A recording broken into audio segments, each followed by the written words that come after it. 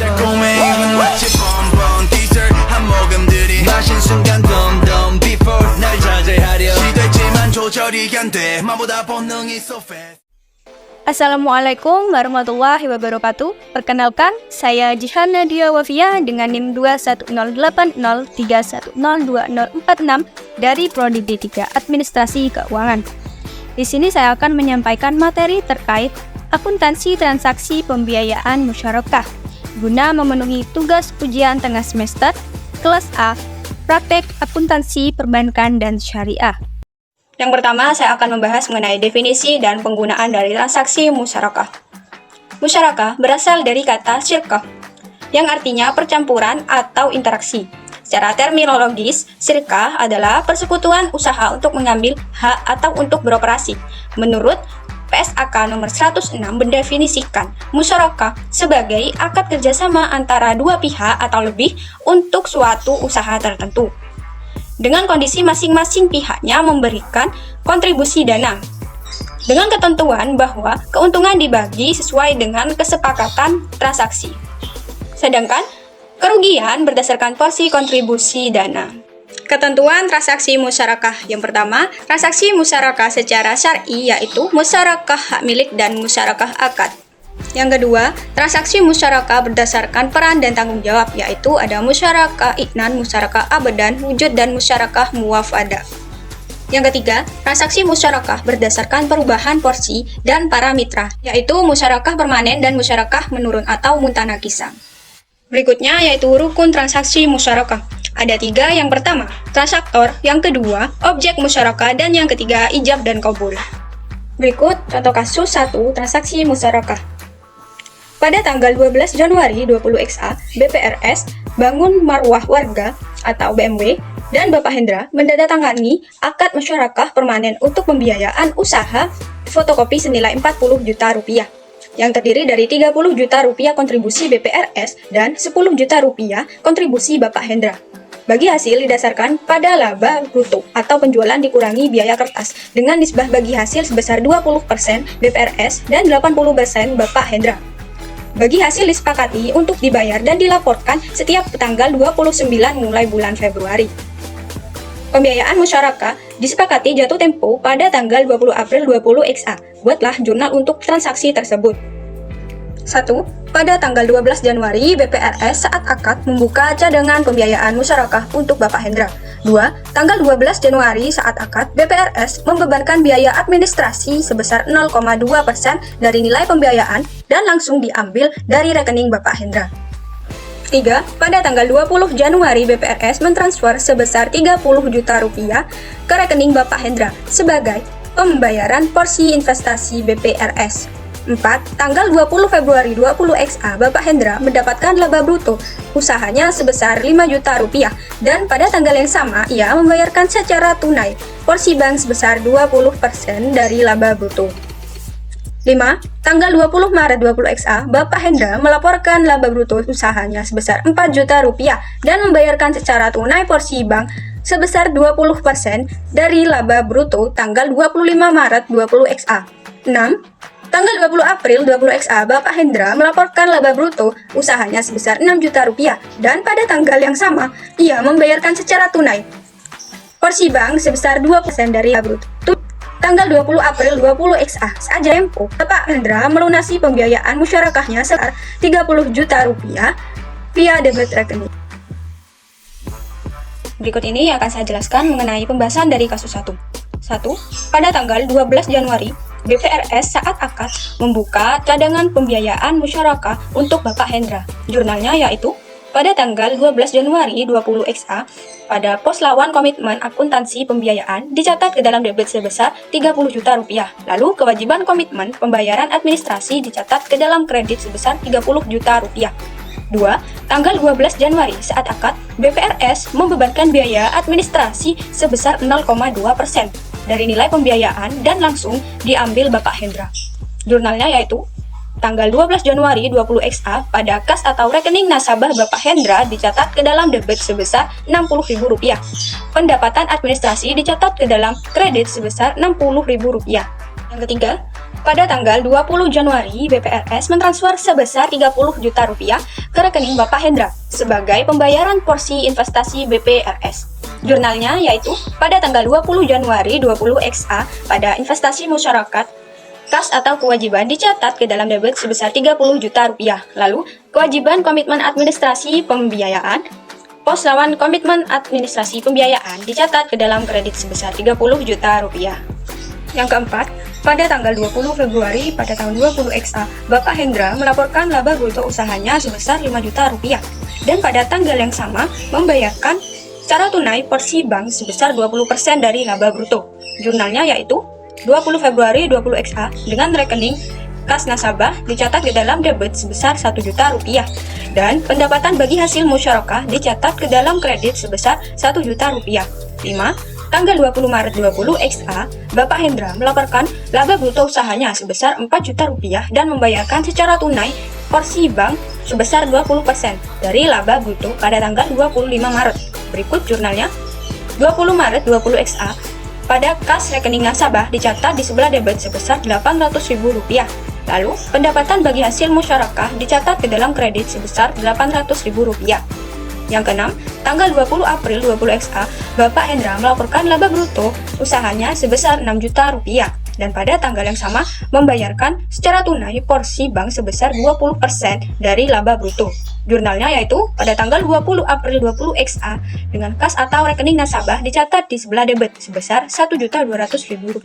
Lalu, pada pendapatan bagi hasil dicatat di sebelah kredit sebesar Rp1.200.000.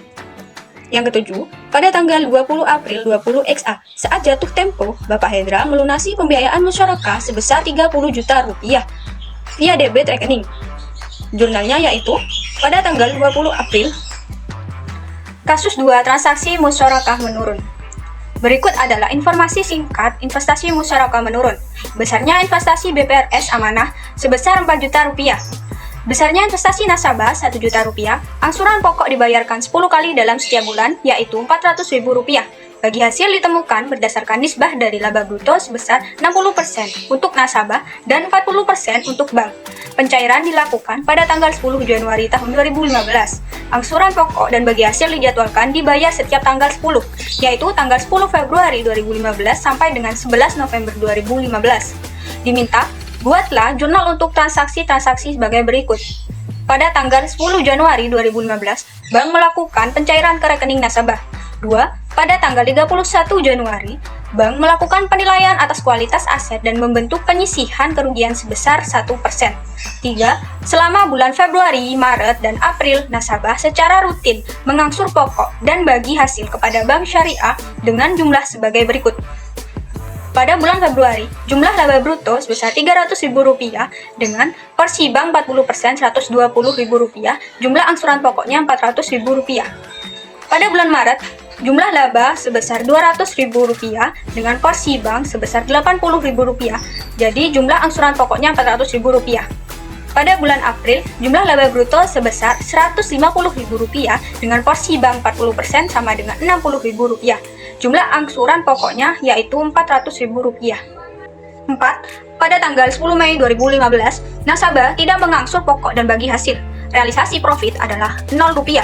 Diketahui 7 hari kemudian, usaha nasabah berhenti total karena kebakaran akibat kecerobohan nasabah. Atas kejadian ini, bank menentukan kolektibilitas 5 pada investasi yang disalurkan tersebut. Hitung penyisihan yang harus dibentuk, berapa kekurangan penyisihannya, serta buatlah jurnal penyisihan penghapusan. 5. Berdasarkan persetujuan RUPS, pada tanggal 31 Mei 2016, dilakukan penghapus bukuan investasi musyarakah menurun.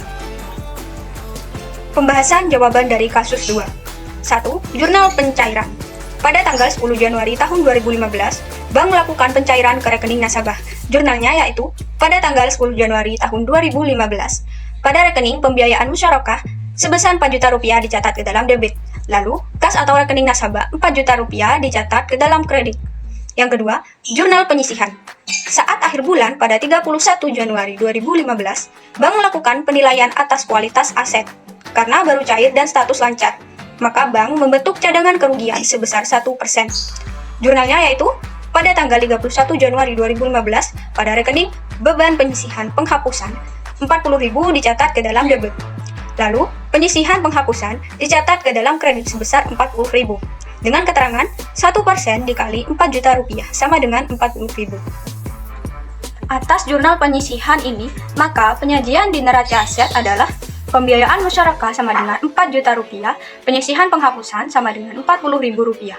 Lalu, pembiayaan musyarakah diperoleh dari 4 juta rupiah dikurang dengan 40.000 rupiah, maka sama dengan 3.960.000 rupiah.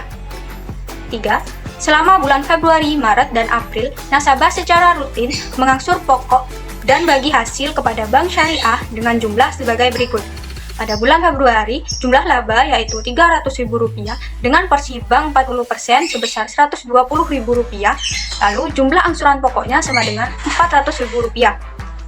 Pada bulan Maret, jumlah labanya Rp200.000 dengan porsi bank 40% sama dengan Rp80.000. Jadi jumlah angsuran pokoknya sebesar Rp400.000. Lalu pada bulan April, jumlah laba Rp150.000 dengan porsi bank 40% yaitu Rp60.000. Jadi jumlah angsuran pokoknya sama dengan Rp400.000.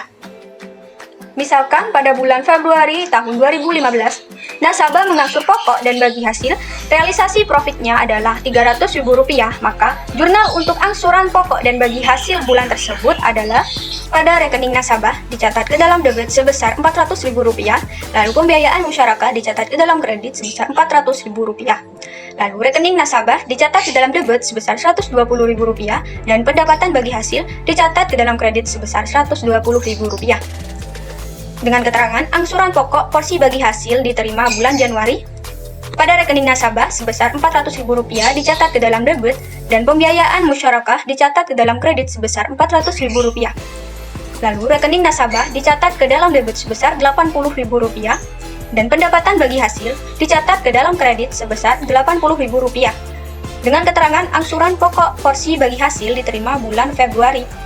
Rekening nasabah dicatat ke dalam debit sebesar Rp400.000 dan pembiayaan musyarakah dicatat ke dalam kredit sebesar Rp400.000. Lalu rekening nasabah dicatat ke dalam debit sebesar Rp60.000 dan pendapatan bagi hasil dicatat ke dalam kredit sebesar Rp60.000. Dengan keterangan angsuran pokok porsi bagi hasil diterima pada bulan Maret. 4. Pada tanggal 10 Mei 2015, nasabah tidak mengangsur pokok dan bagi hasil. Realisasi profitnya sama dengan Rp0. Jurnal angsuran pokok tidak ada, jurnal bagi hasil tidak ada, perhitungan kekurangan penyisihan. Saldo pokok investasi saat ini yang belum terbayarkan adalah Rp2.800.000. Atau besarnya investasi awal yaitu Rp4 juta dikurangi dengan 3 kali angsuran pokok yaitu Rp400.000. Penyisihan yang harus dibentuk 100% dikali Rp2.800.000 sama dengan Rp2.800.000. Penyisihan yang telah dibentuk pada tanggal 31 Januari 2015 yaitu Rp40.000. Jadi, kekurangan penyisihan sama dengan Rp2.760.000. Berikut jurnal penyisihan penghapusannya. Pada tanggal 10 Mei 2015, pada rekening beban penyisihan penghapusan dicatat ke dalam debit sebesar Rp2.760.000. Lalu penyisihan penghapusan dicatat ke dalam kredit sebesar Rp2.760.000. 5. Jurnal penghapus bukuan. Pada tanggal 31 Mei 2016, penghapus bukuan investasi musyarakah menurun dengan jurnal pada tanggal 31 Mei 2016 dengan rekening penyisihan penghapusan dicatat ke dalam debit sebesar Rp2.800.000, lalu pembiayaan musyarakah dicatat ke dalam kredit sebesar Rp2.800.000. Cukup sekian penyampaian materi dari saya, kurang lebihnya mohon maaf, semoga bermanfaat. Wassalamualaikum warahmatullahi wabarakatuh. 조절이 안 돼, 마보다 본능이 so fast 이대로 멈출 수 없어, you know I don't